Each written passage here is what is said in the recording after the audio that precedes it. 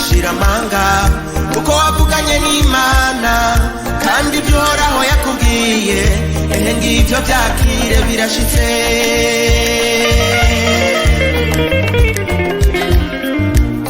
Wasenga bagutuka wavugana n'Imana batuka asa ni Barati na Tobiya baguca intege none ibyo Uhoraho yavuganye nawe ngivyo byakire birashitse.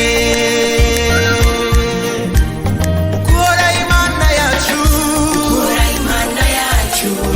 ari Imana itabesha.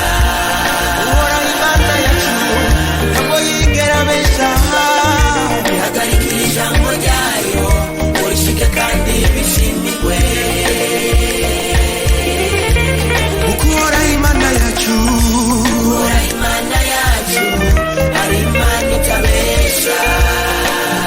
Abimeze nk'abana b'abantu ihagarikira ijambo ryayo urishike kandi bishimirwe. Mirinde isezerano ryayo ibihe n'ibihe kandi Uhoraho ntiyivuguruza batameze nk'abana b'abantu. Mirinde isezerano ryayo ibihe n'ibihe kandi Uhoraho ntiyivuguruza batameze nk'abana b'abantu.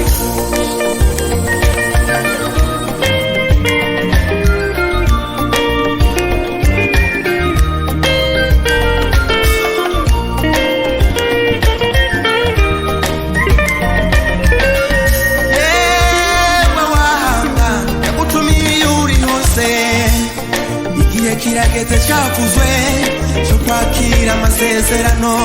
Yorodani imbere yawe Uhoraho agiye kwikamya. Witegure twambuke.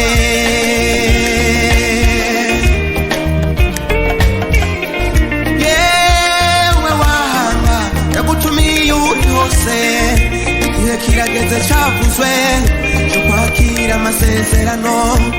Yorodani imbere yawe Uhoraho agiye kuyikamya.